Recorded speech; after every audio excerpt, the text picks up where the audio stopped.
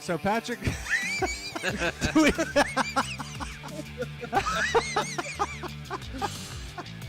do we describe this for everybody, Rob? What? You describe it. You describe it. What? I do enough talking. Whatever. What? I think any car's dead in iRacing. I think it's gone. Oh, it's definitely. I agree. It's not going to survive much, but I still think we'll find opportunities to race it, just not as fruitful as before. Some of your, like, some of them just want to like make. What's the thing? Like that guy wanted to make like dolls out of Tyler's hair, but then there's just other guys who are just like. He did. He would say weird things to Tyler, man. Like he was a strange guy, and then like other guys would just show up and nowhere. He's like, "Oh, we never met you? Sure, come race this 24 with us," and then just jump in the car and wreck us out in a lap and be like, "Okay, never see you again." Yeah, that like, was okay. Well, better luck next year, I guess. That was the guy from.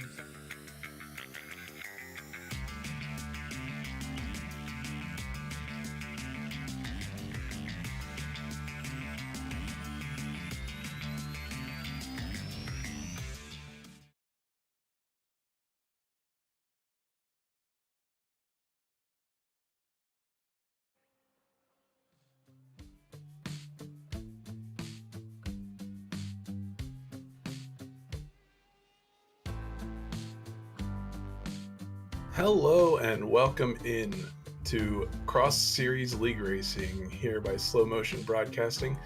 Welcome to round 8 of season 5 of Cross Series League Racing. My name is Daniel Hall, joined in the commentary booth by Jonathan Grabowski, who's also pulling the levers and switches tonight. So we should have some good action for you here from Autodromo Nazionale Monza here on your Super Bowl Sunday.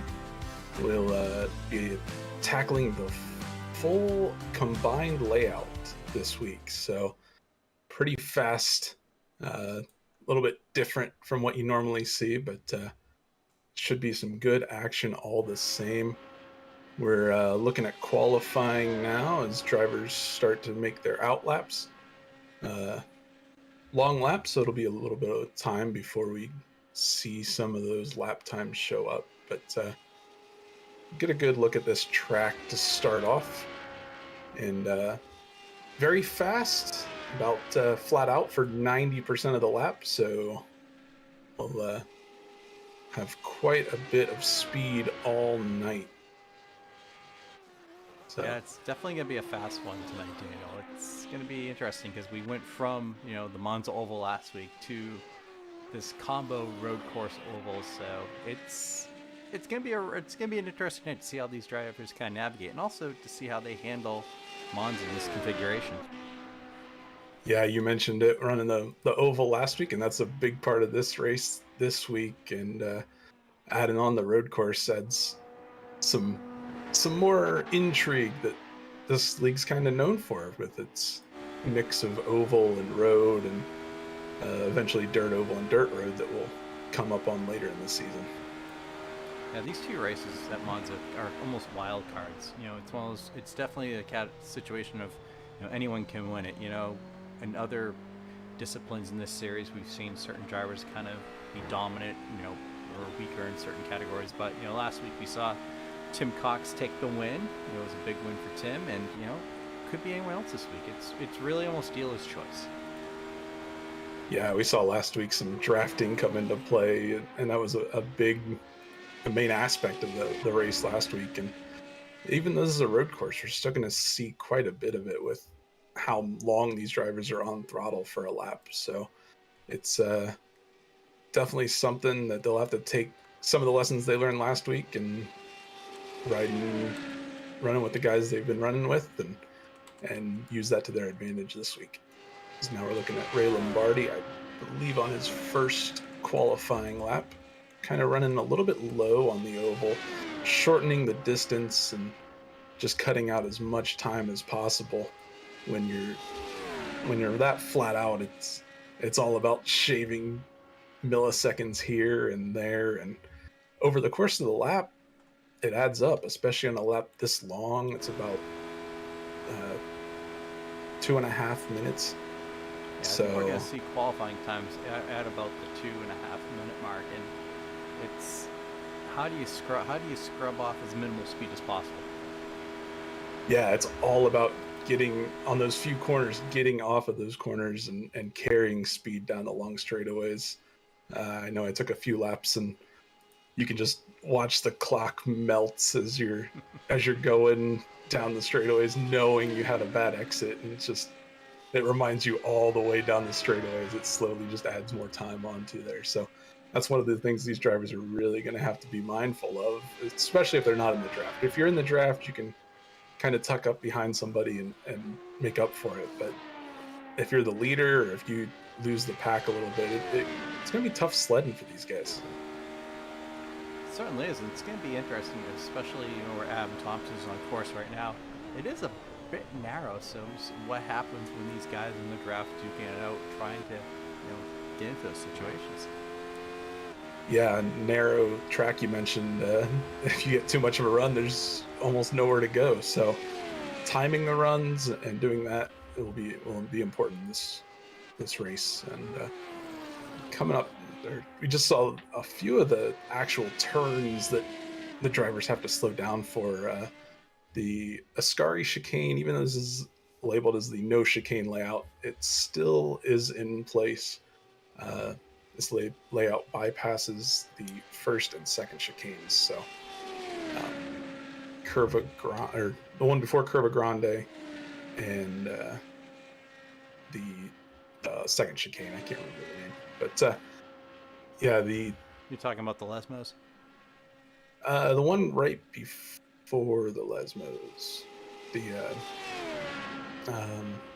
Variante della Ruggia. There you go. That one. So, yeah, the cutting through that one's a little tricky too. It's kind of a runoff area, so it's really bumpy. So that's another thing we'll look for this race. So we're starting to get some times in here. Josh Clark currently on provisional pole with a 2:34.20. Jake Luther right behind him with a 2:34.34. And then Justin Burr with a 34.31. And Tim Cox, last week's winner, at a 34.71. So our leaders, everyone's really, really close so far. Yeah, especially for a lap time that's 2.5 minutes long. We have under a second separation from the top 7. And I think that just goes to show how much or how little the corners are going to really be a part of a lap here. It accounts for most of the lap time, but it's only a second over 2.5 minutes. So it'll be interesting to see who can navigate those corners and use them to their benefit. As we see that chicane right there, there's a grass patch right on the exit, and if you run wide there, you can be in for a bad time, especially if you're in a pack or side by side with somebody. It can get sketchy. And someone will definitely run that wide during the course of this race tonight. Oh yeah.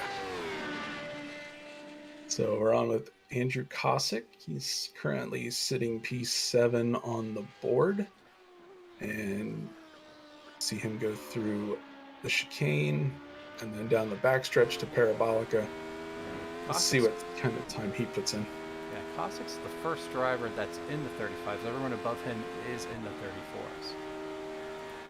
Yeah, so he'll be looking to improve quite a bit on this lap, and slows down for Parabolica, and we'll see how good he can get through there and how good his lap was as he comes to the line. He has been running personal best for most of the segments up till the last one. Let's see what he does this time by.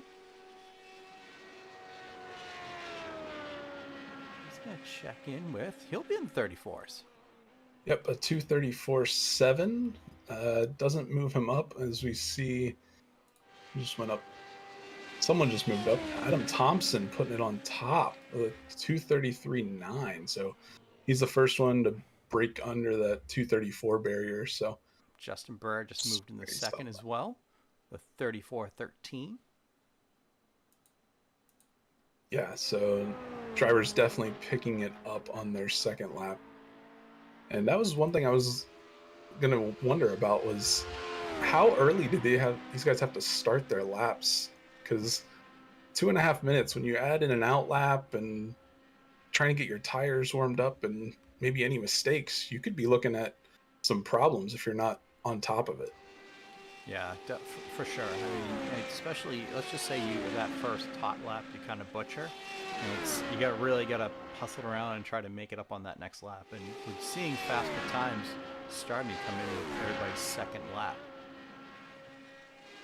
Yeah, it makes me think they probably saved a little bit, knowing they couldn't really reset back to the pits if they messed up their first one. So banking a solid lap and just and try to go all out on your second lap maybe and move up the order. But looks like we only got a couple cars left on the track. I think that's Jake Luther we're looking at.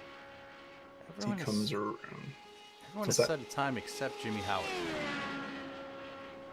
I don't know if Jimmy has a penalty, or he just decided, I'm just gonna sit out qualifying, just hang out in the back. That could be a viable strategy. We saw last week some issues on the starts, so that might not all be bad on his part. So qualifying just wrapped up. Bring the grid up, Daniel. So if you want to take us through the grid, feel free. Yep. All right. Adam Thompson laying it down with a 233.9 to put it on the pole for this one. Justin Barrera in second. Tim Cox and Josh Klog rounding out row 2. Josh Klog, your point leader, with about a 27-point lead over Bobby Ross, who I don't believe is in this one, so he might be taking a drop week. Jake Ham and Jake Luther in row 3.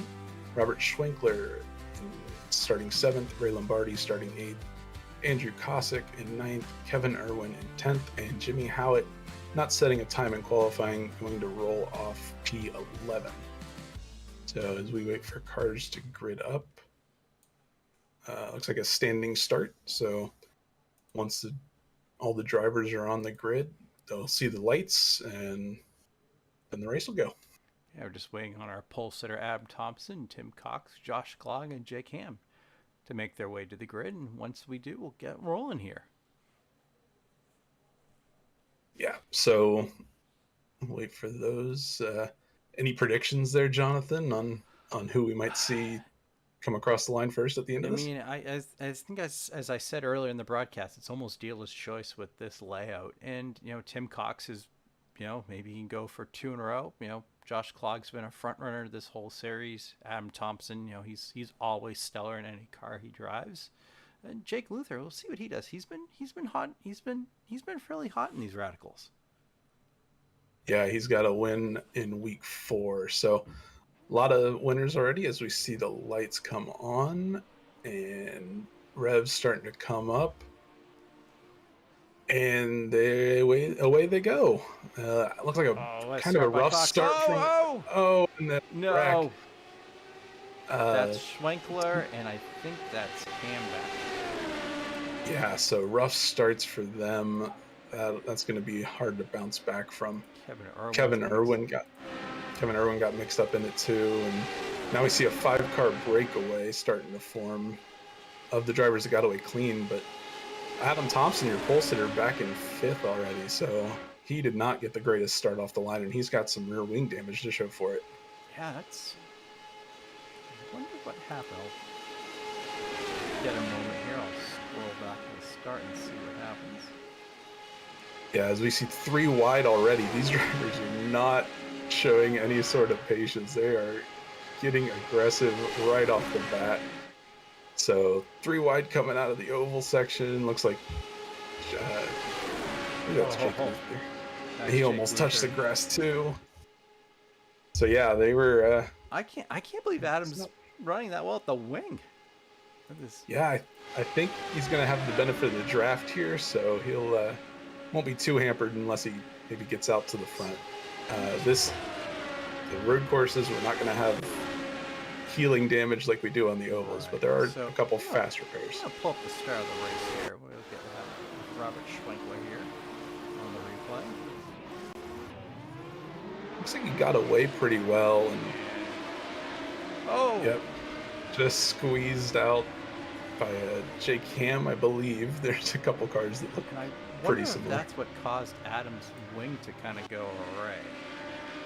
Yeah, I think he just got off the line slow, and everyone else behind got a little bit better jump, and just too many cars for too little space. So as we come up to Ascari, and Justin Barrera recovering from his little bit of a bad start, but he got away with no damage. So he's out front.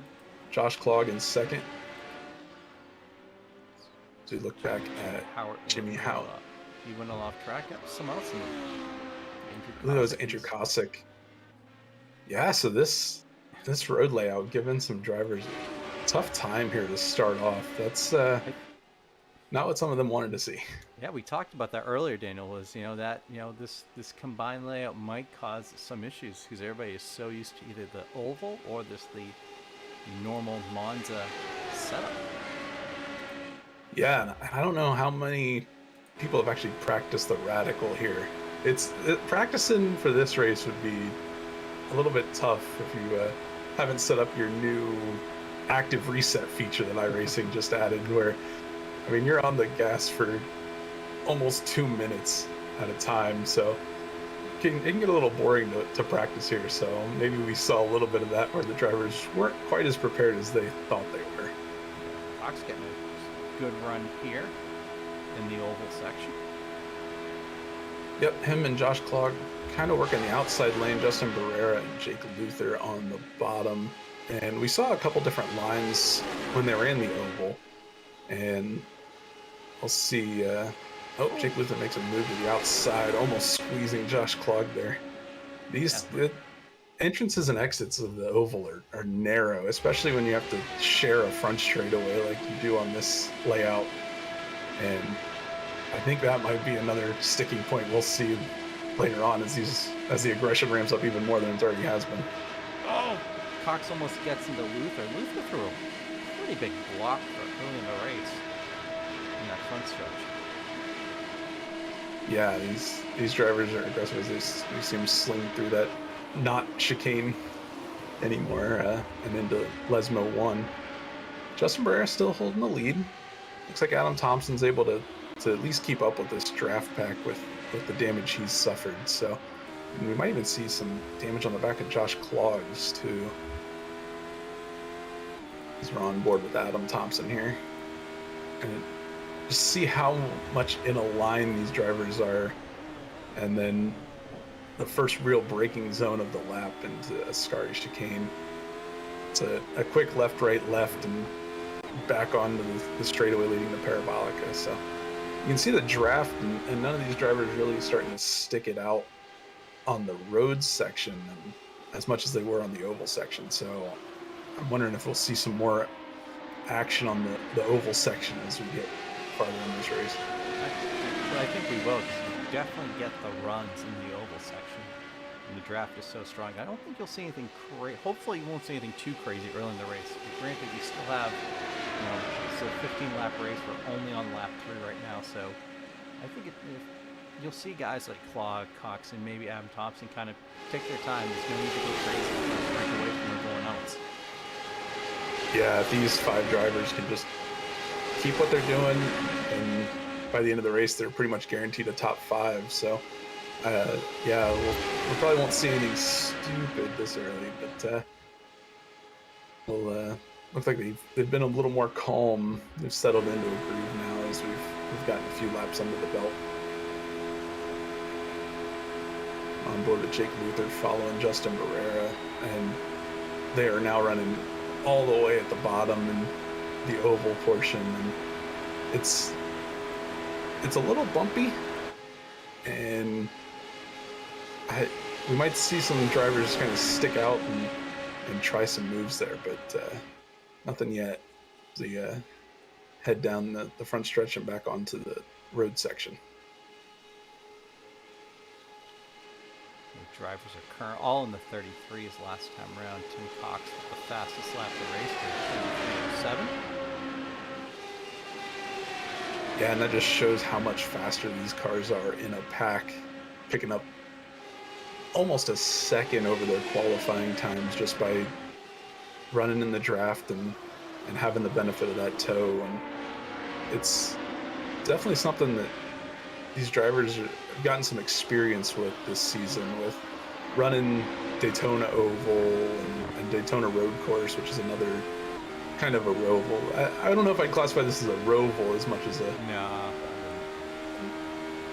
Yeah, it's kind of separated oval and road section, just happens to be all in one lap. So, but even Charlotte Oval had some similar pack racing. So these drivers have definitely gotten a lot of experience in close quarters, drafting, timing your runs, and making moves like that. So that's something we'll see kind of culminate this race. This is the last race in these radicals for the season, and it'll be interesting to see how those lessons translate further on in this season, as we see Adam Thompson make a move to the outside of Josh Klog out of Parabolica. Looks like he's going to seal that move, get himself up into 4th place, and now he'll go to work on Tim Cox for 3rd. I am so surprised at how well Adam Thompson stuck with this group, considering how badly damaged that rear wing is. Yeah, taking that damage from the start, it seemed like it was going to hurt him, but so far it hasn't been too much of a detriment. Now he's still in the pack, and he hasn't... He's got to run on Tim Cox. Yeah, he's coming up to the back bumper of Tim, maybe backed out a little bit there. Maybe measuring his move a little bit, not doing that. But Jake Luther making a move to the outside of Justin Barrera. It doesn't look like he's going to have any help, and he's going to tuck right back in behind him before he gives up a spot to Tim Cox. And I wonder if that's just planning, seeing what's going to work, and knowing that you might have to make a move like that at the end of the race. Yeah, this kind of has that NASCAR restrictor plate vibe where, you know, early in the race, guys are just kind of feeling things out, seeing, all right, what type of run can I get? Does the top line work? So, you know, Jake Luther might be just testing things just to see what the run's like, and if anyone may go with him.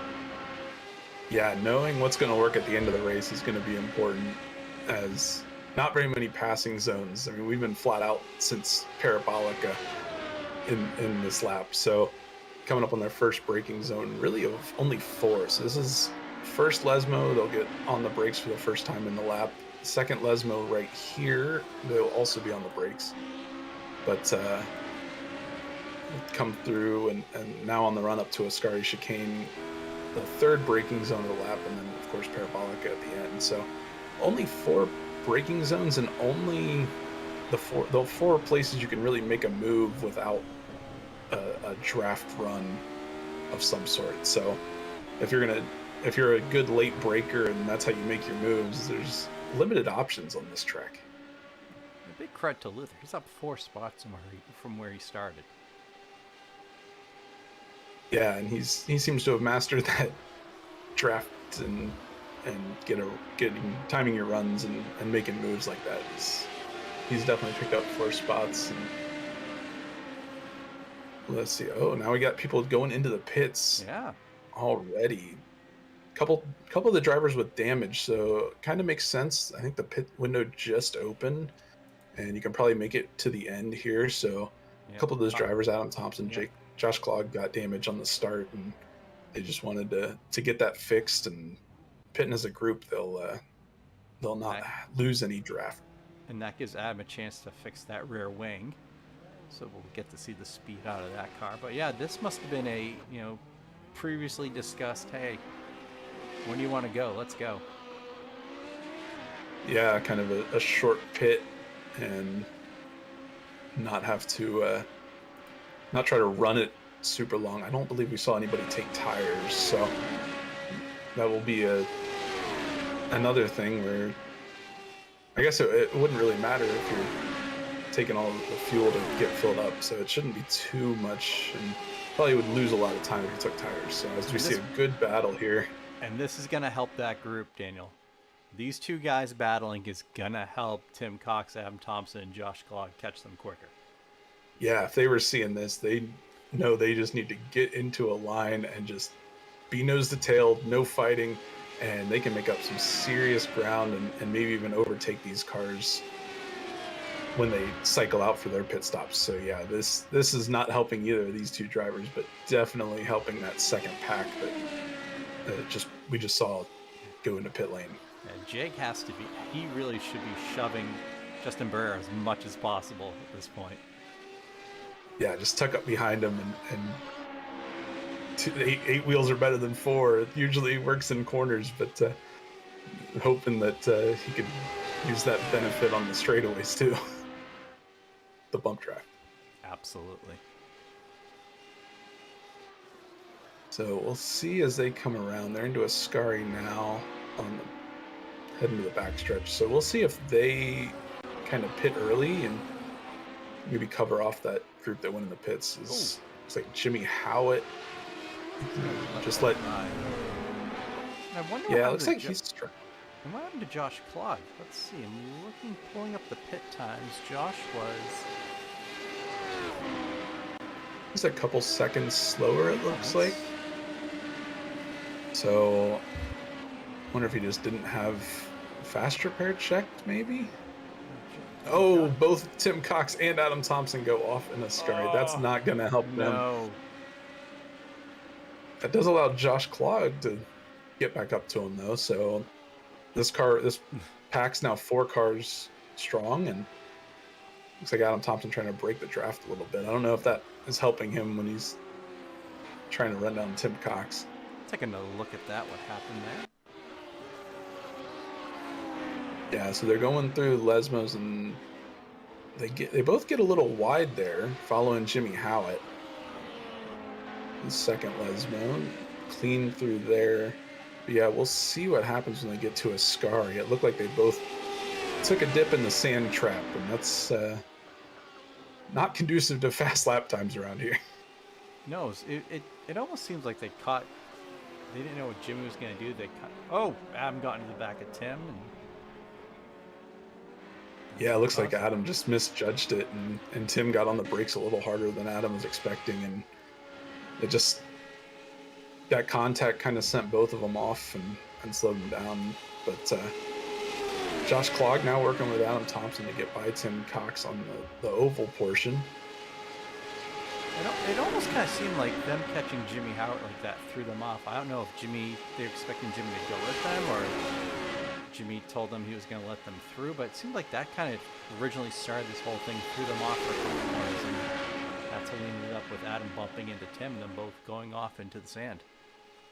Yeah, just something that breaks their focus, gets them out of rhythm. That can definitely cause that, and just a little mistake here and there can really cost you some major time. So now Josh Clog's leading this pack. We'll have to see where the leaders cycle back out now. If they were kind of battling and now this group's had issues, and it'll be interesting to see which groups cost themselves more time with these mistakes. I think they lost a good couple seconds right there, because last time looking, I think they were around 20, upper 20s, and now I think, Josh, they're about 35 seconds back of the leaders. Yeah, if that's the case, then they cost themselves major time, and that's really going to hurt. Even if they do have a pack, the numbers difference isn't that much from a 2-car to a 3-car pack. So we'll have to see if they can gather it back up. Adam Thompson gets a little squirrely through there. He was sawing at the wheel through the Ascari chicane. It's going to allow Tim Cox to get a good run and maybe pass him. He's going to tuck in behind Tim and shove him. It's also kind of allowed... he's going to try to pass him now. It's kind of allowed Josh to pull away just a little bit and kind of get this group a little, disorganized. Yeah, these drivers don't seem to know exactly what they want to do. If they want to work together, if they want to take the fight to each other. So we'll have to see if that really hurts them. But Josh Klog ran a super quick lap that time, 2:32.9. I think he's the first one under 2:33. So big draft benefits and getting out to lead this pack. So he's got the speed tonight. We'll see if the strategy call works out and how that shakes out with Justin Barrera and Jake Luther once they make their stops. Yeah, we know how fast Josh is, and he is the first one at 32s. He needs Tim and Adam's help. For sure. He needs them to catch up to him and just start getting back to working together. Yeah, and that's going to be the big decider, and I think who wins this race ultimately is going to be, can these groups work together better than the other? And right now, Jake Luther's doesn't seem to be as quick as Justin Barrera, so not right on his tail like he would like to have for a major draft. You see the lap time difference there. Looks pretty even over the course of the last 5 laps, but some variability is going to affect how well they can draft together. And like right now, Justin Barrera is not getting any benefit of a draft, and Jake Luther's getting a little bit, but not nearly as much as he could if he was right on his tail.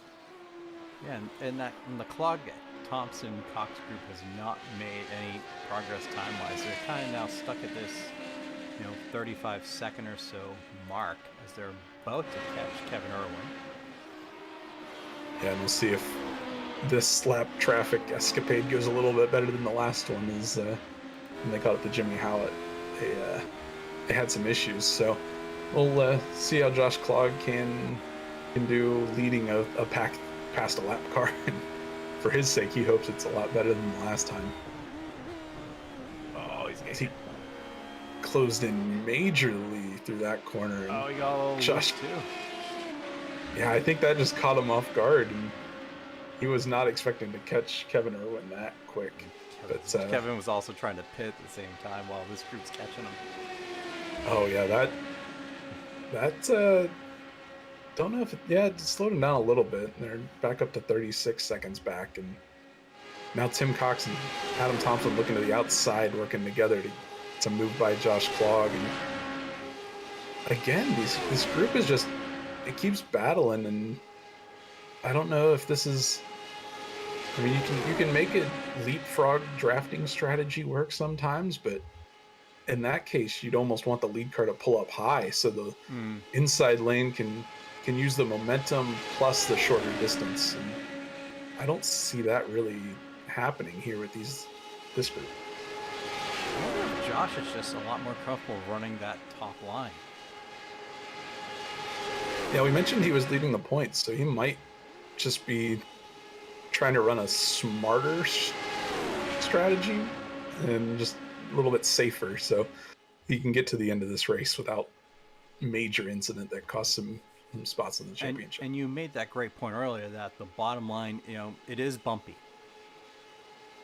Yeah, it's tricky, and it's a lot more technical than you'd think it would be to just hold it flat out and keep your wheel locked. But it's some work. You got to really understand what the car's going to do, and maybe on a car that's a little higher and a little more compliant, then you could get away with taking some risks over that. But these low cars that are really stiff and really low to the ground, they're riskier over the bumps say, a NASCAR or some of those other more low downforce cars when you think about it, like a GT car or an MX-5 kind of car. So, and also, as someone who's a championship contender along with Josh, Adam Thompson's right behind him too. So why let someone like Adam, take advantage of that situation as the lights come on the radicals here?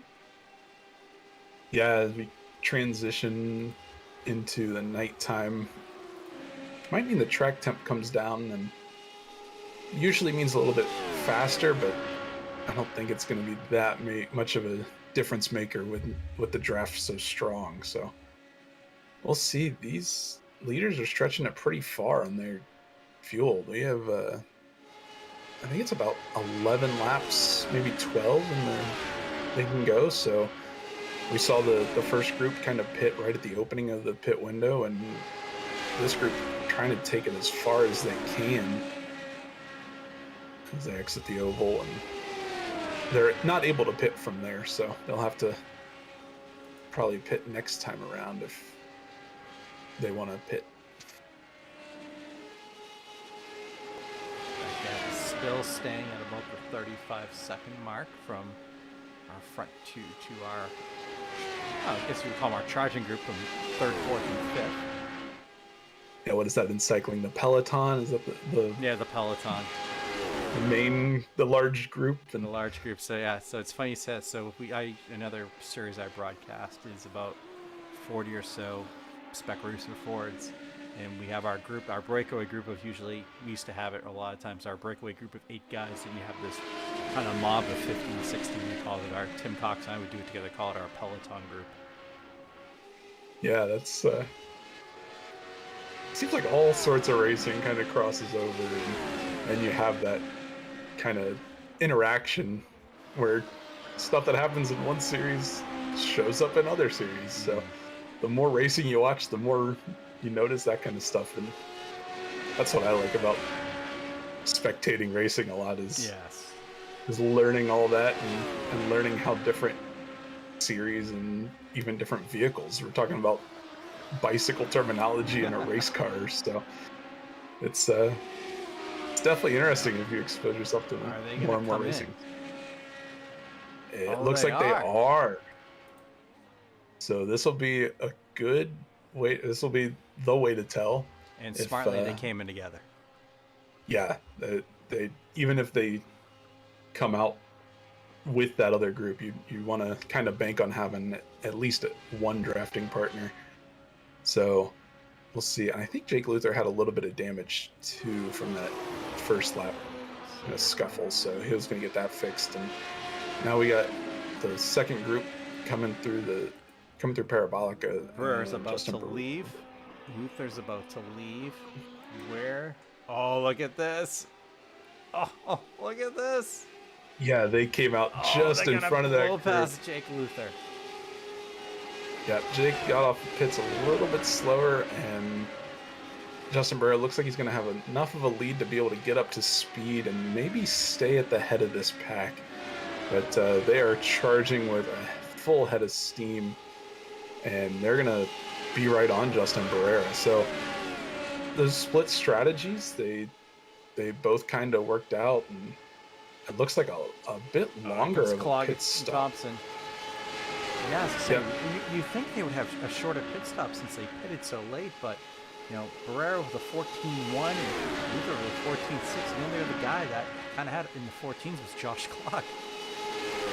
Yeah, so maybe they're just taking on extra fuel. The other guys knew that pitting early, they could just slam the tank all the way full, and they knew that. Maybe these guys padded a little extra on there, so maybe that cost them extra time in the pits, but didn't hurt them as much. But they definitely could have had a bit of an advantage if they were able to utilize that pit stop a little better. And this is game on now. Yeah, we'll see flat out racing from these guys. I don't know if any of them are going to try to save any fuel, but it's now or never for these guys. The first 3 have kind of started to break away. We'll see if Jake Luther and Tim Cox can sort it out and get back and tag on to the end of this, the 3 leaders we see. I think they will. I mean, I think we're getting close to go time, and these guys are going to start to get a little more racy and not be as patient.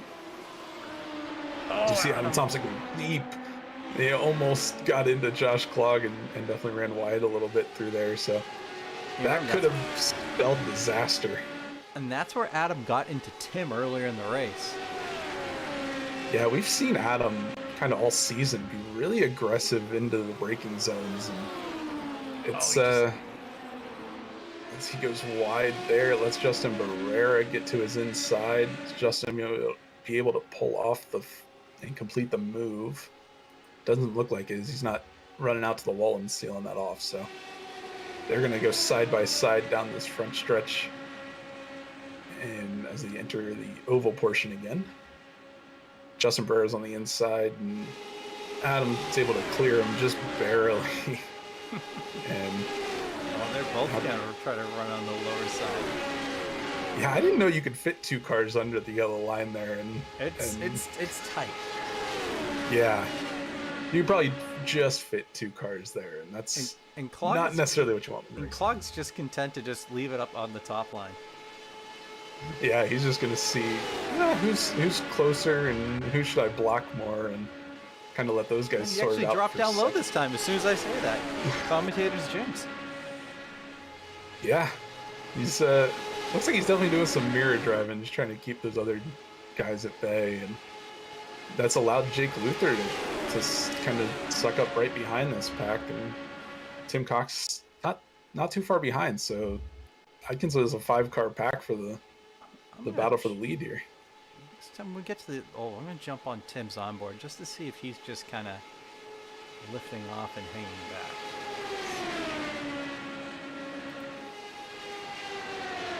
Yeah, it's Jake Luther and Justin Burris still running side by side. Coming up through this. Oh, that chicane. Yeah, you saw Jake Luther back out of it. And probably a wise decision there. You mentioned it a little earlier, so we see Justin Barrera get a little loose. But going through that, basically an access road. It's really the runoff for that chicane. Going through there too wide, it's not something you really want to do. It's really pressing your luck. No, it's definitely not. You're really asking for it. That. So we see him jump back single file as they. Adam Thompson goes around. Oh, Jake Luther. Jake Luther's gonna get into it. Looked like Justin Barrera got a little bit of it, but Adam is still flipping and turning. Oh, and he lands right on the side. Nothing you can do but go tow back to the pits. Let's take a look and see what happened to Adam here. Oh, nope, that's earlier in the race. Sorry. As I make a boo-boo. Yeah, that was when they were Jimmy Howlett. Here we go. Oh, he got a little wide and got onto the curb, and that upset the car just enough that he was sawing on the wheel coming out of it, and not anything you can do at that point. You're just a passenger, and that's going to knock out a couple contenders. I mean, this pack was 5 cars strong, and now Jake Luther and Adam Thompson are out of it. Josh Klog has a 1-second lead now. Yeah, I don't think that's quite enough to pull out and break the draft of the other two, but get some breathing room for a little bit. Maybe a good reset. Just all right, I got some breathing room. Take it easy for a lap. Try to do as much as I can to pad this lead if I can do that. But doesn't look like these drivers are gonna let him get away. Tim Cox still looking to the inside of Justin Barrera, but now tucks back in line. And now he looks to the outside. So these drivers are definitely going at it now. And last week's winner, Tim Cox, is back in the game for sure. Yeah, and they've caught Klog. Yep, they're right behind Klog. He looked to the inside, but thought better of making a move into It's not really a corner. I have a hard time explaining It's like how a to kink. Yeah. It's normally a full chicane there, and this layout just bypasses it and runs right through the access road. So it's makes it interesting. Is now Justin Burr getting to the outside of Josh Klog coming into a Scary chicane. We'll see if he's able to stay with him. Oh. Wow, Josh ran him a little bit wide and didn't leave much room to avoid the curbs. So Justin just had to back out of it and live to fight another day, because we saw Adam Thompson get loose just by running over the little rumble strip curbs. Oh, Josh Klog gets loose in parabolic. He's going to let Justin Barrera by maybe Tim Cox. He might fall back to third. Tim's going to tuck back in. Yeah, so Josh Klog lost. He thought he was going to be good. He almost forced Justin Barrera to make a decision, and he unfortunately gives it right back to him. So now we see Tim Cox getting a run on the inside. Oh, I thought Tim was going to make it 3 wide for a moment. Yeah, he's indecisive. Who do I go with, Josh Klog at the top or Justin Barrera at the bottom? I think that outside lane's going to have a little bit more of a run down this back stretch of the oval, and I think that's going to put Josh Klog and Tim Cox 1-2 now, and Justin Barrera tucks back up in behind him in third. Justin Barrera now making a move on the outside through oval 3 and 4. Yeah, At least it was he got a really good run off that straight.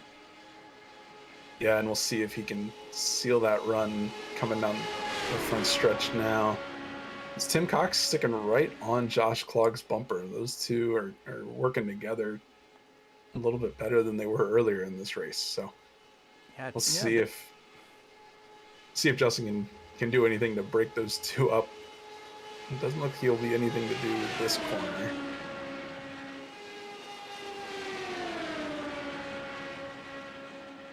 Yeah, Josh Klog still leading. Tim Cox, Justin Burr in third. Get through that kink with no problem this lap. Well, Tim Cox runs a little bit wide, but not on the grass, and that puts Justin Barrera right behind him. We'll see if he can muster a move into the Ascari chicane again. Barrera is more, I guess you would say, daring of the three currently. He's looking at all potential options on the table to make the move. Yeah, he's not afraid to be aggressive, but we'll see if he has anything for Tim coming up to Parabolica. We know Josh Klog's leading the points. Justin Burr is sitting 5th in points, about 19 behind Adam Thompson for 4th. So he might just be in it to try to win and maybe not worry about points at this part of the season. So he might be willing to be a little more aggressive and hang it out there. Set on lap 14 here with our top three. Nose to tail. Yeah, no real other battles going on, it seems. Jake Luther kind of falling off a little bit with Burr trying to get a run. Yep, Burr looks to the outside. I think that might be Robert Schmeikler ahead of them. Yep, they're coming up on another lap car, and depending on where they catch them, it could be a problem and maybe break their concentration like we saw earlier in this race. But Justin Barrera really trying to work that outside, and obviously no help from behind, but hoping to use that momentum to kind of maybe spring a move on Tim Cox here down this straightaway. He can get beside him. It's going to be hard to seal the deal, especially with Tim running right in the tire tracks of Josh Klog. But he's making some headway. He's got up to him right there, wheel to wheel with him. So yeah, he's going to have the outside, so it's not going to be super beneficial. But Yeah, he can get to alongside Tim. He just can't get around him. Yeah, he and they're can gonna right go here, too though. wide. Oh, so close. We saw Tim have to use a little bit of the grass, but no harm, no foul. They keep it clean. That was Berg risky. on the grass. Oh, that could have been terrible for both of them. That iRacing grass can really bite you. And if he tried to slow down too much on it, I think it would have wiped them both out. But he smartly got back on the pavement and got the car woed up in time for that corner. So, wow, some action heating up, and so we get down to only a couple laps to go. A white flag this time by. Yeah, so we'll come through Parabolica, and these drivers will see the white flag. So they'll have one lap left. We'll see who's playing their moves, who's calculated, who's timed their runs, and who can actually pull off a move to pass the leaders. We see Robert Schwenkler maybe getting into the wall a little bit right in front of him. So yeah, white flag in the air. These drivers will traverse the oval portion one last time. Justin Berg Burris going to the outside. swings out wide. He's to the wing, it looks like, on Tim Cox, but he's got to go the long way around, and that's going to be tough for him. So and they're gonna catch like a perfect spot. Yeah, Josh Clogg's liking that because he's going to get a little bit of a benefit of the toe. Should stave off a Tim Cox run a little bit. Justin trying to get a run off of Schwenkler. Yeah, he's going high, he's going low, he's trying to make any move he can. He knows that this is probably one of the best spots to try to make a move. He's got to the outside of Tim now. Oh, that exit's tight, but they get through there clean. About half a lap now left as they get back onto the road portion of this circuit. Tim's still staying right behind Josh Clogg. Josh Clogg hugging that inside of the track just to keep any move to make him go the long way around. So we'll see if Justin Barrera can stick with him. He's losing a little bit of ground, but he's going to be beside Tim Cox. Oh, he's and now he backs out. Yeah, he had to right there. Yeah, going through there too wide. It wasn't going to work out, I don't think. So they both get a little loose coming through the first Lesmo. We'll see if Justin Barrera can muster a run out of here into Scari, but that's a tough place to make a move. Yeah, Tim takes such a tighter line through that turn. Yeah, and these two battling let Josh Clogg pull out a little bit of a lead, almost a third of a second ahead, but side by side through a Scari. That's not going to be good for them. Oh! Yeah, Tim got a little loose. So we'll see if Justin Barrera has any move. He wants to dive into Parabolica, and he's alongside Tim now, but Josh Clogg's starting to pull away. So I think Josh, as they come through Parabolica for the last time, Justin Barrera, they both get loose. Tim Cox almost goes completely sideways.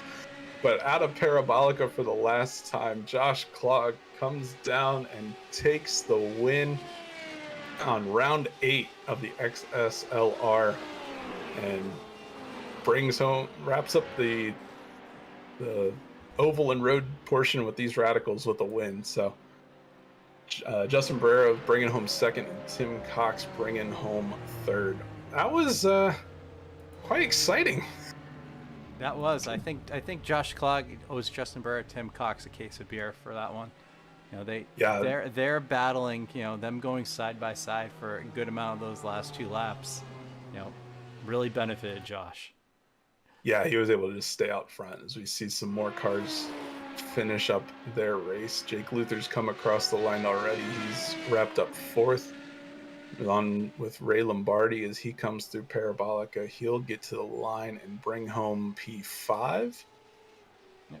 Kevin Irwin and Adam Thompson are the last 2 we're waiting to see, but they're pretty far apart, so it'll take a major mistake by Kevin Irwin, I guess, to bring out another battle in. But Kevin's He gets Grabowski clean. He'll bring home P6. And that just leaves Adam Thompson, who had a couple issues during the race, but he will. Adam may have saw God during that incident. Yeah, that was a little rough. He kept flipping. It was almost the scene from Talladega Nights where I've never seen a car that flipped for that long. We're almost able to cut to a commercial break. Yeah, we'll see Adam Thompson come through Parabolica, and he will be the last car to finish up this race. Yeah, tough one for Adam. Ran well, just... Yeah, he had the speed, especially in qualifying. Somewhat fitting way to end it. Is, I'm sure his frustration with how his race went is just kind of through the roof. So as we take a look at the race results, we got Josh Klog winning by a second over Justin Barrera, and Tim Cox bringing home third. Jake Luther, Ray Lombardi fourth and fifth. Kevin Irwin finishing up sixth. Adam Thompson in seventh. Robert Schwenkler in eighth. Andrew Kosick in ninth, and Jimmy Howitt rounding out your top 10, with Jake Ham kind of ducking out early and bringing home P11. So without further ado, I believe you have our third place driver, Tim Cox. I'll bring him in. Tim, how are you? First off, and take us through that race. Wow, absolutely aced the start. However, that doesn't mean anything around here because all I could see was my mirror filled for a free wide coming at me, and I was just a sitting duck from that point. So sat on the draft, tried to fuel save it out, but it wasn't working. So right, okay, what do I do? Could see from track map and live timing that roughly, I was about.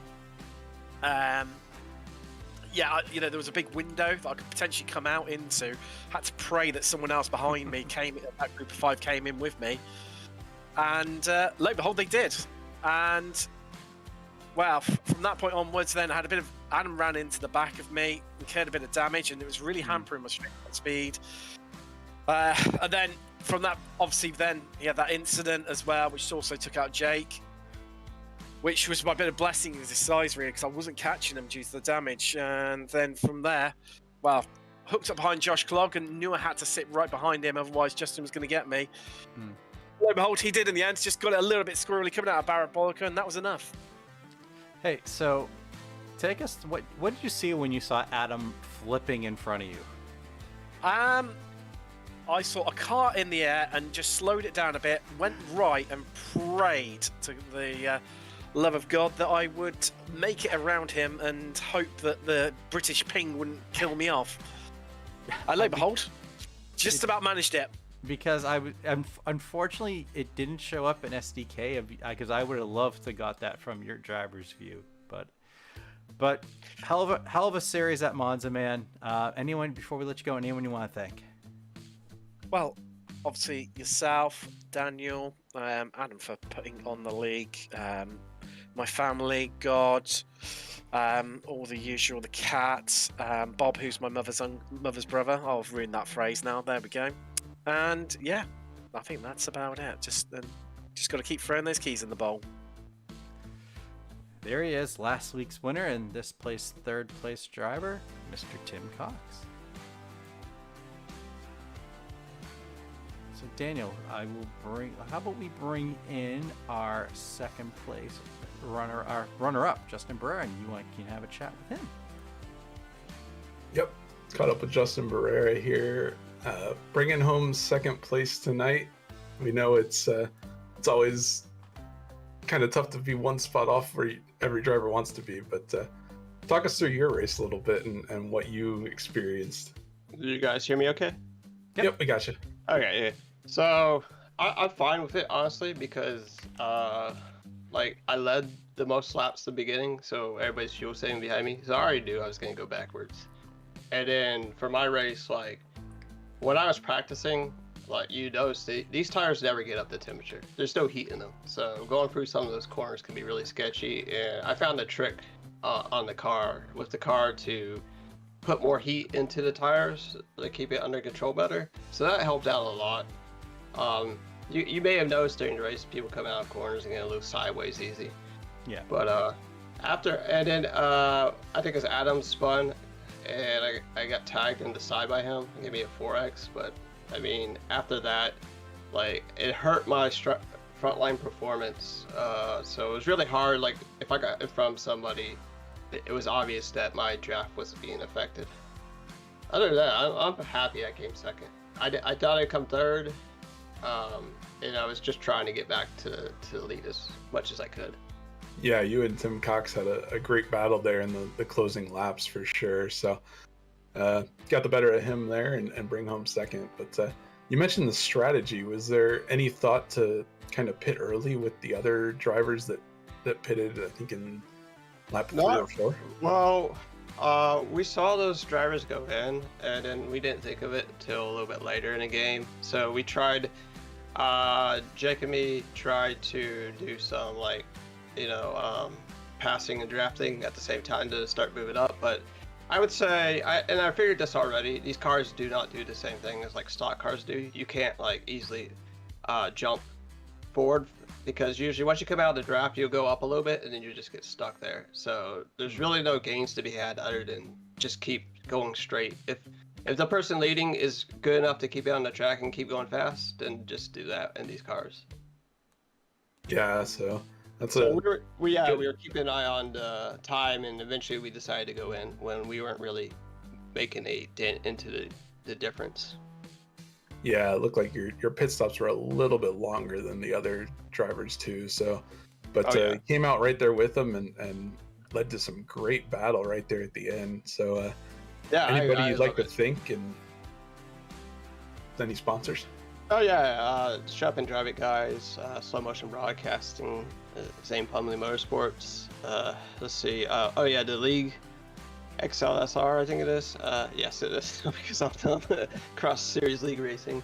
My folks, mom, dad, brother, sister, and everybody else that helped me get to here. I really appreciate it. And to you guys for broadcasting. I'm gonna look at the broadcast once it's done. It was a fun race. Yeah, that was definitely entertaining from our vantage point too. So thanks for putting on a great race, and good luck in the next one. Yeah, and congrats to the winner. Was it Josh? It was Josh. Really great race, man. I appreciate it. It was great. It was real fun at the end there. Yeah, so that was our second place finisher, Justin Barrera. I don't believe we have Josh Klog, or we don't even get an Adam Thompson kind of parody of Josh Klog. Adam's PTSD is flipping. Yeah, he's still. Exactly. It just took me a second to then get the Josh Klog impersonation interview.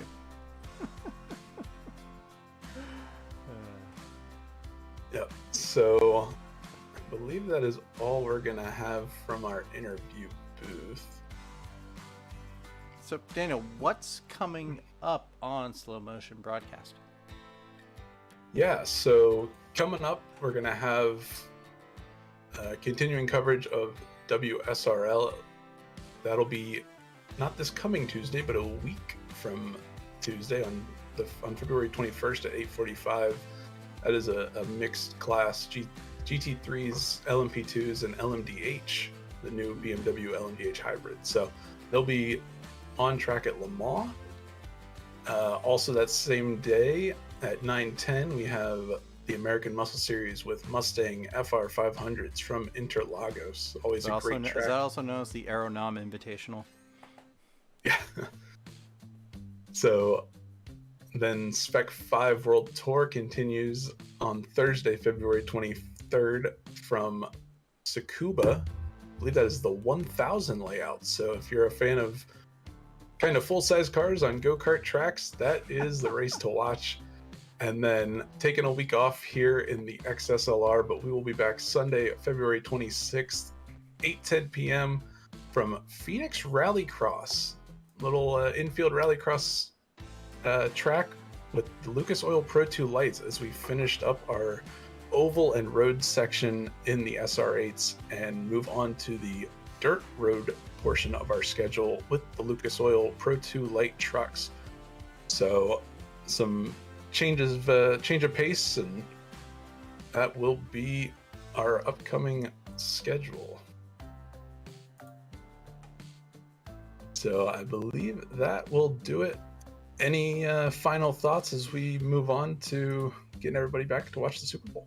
It was, great racing so far this series. It's going to be really funny that we're going from the Radicals to the Pro 2 trucks. So drivers are going to be in for, I think, a bit of a shock. But, great working with you tonight, Daniel. We can get everybody back to watching two garbage cities playing the Super Bowl. Yeah, two very different cars going back to drivers. But that'll do it for tonight. I've been Daniel Hall, joined by Jonathan Grabowski and the XSLR. So we will catch you in the next one.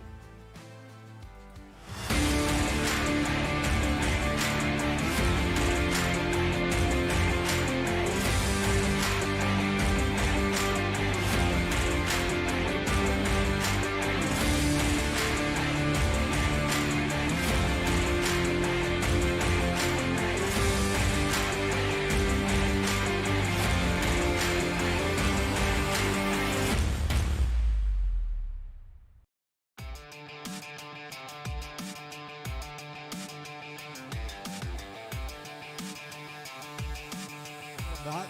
So Patrick,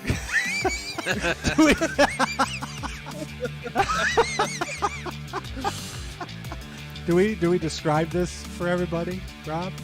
What? You describe it. You describe it. I What? do enough talking. I think any car's dead in iRacing.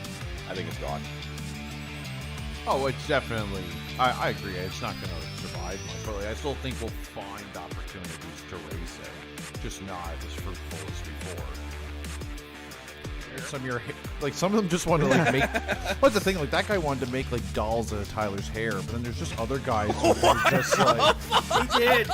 He did. He would say weird things to Tyler, man. Like he was a strange guy. And then like other guys would just show up and he's like, "Oh, we never met you? Sure, come race this 24 with us." And then you just jump in the car and wreck us out in a lap and be like, "Okay, never see you again." Yeah, that Like, was okay. Well, better luck next year, I guess. that was the guy from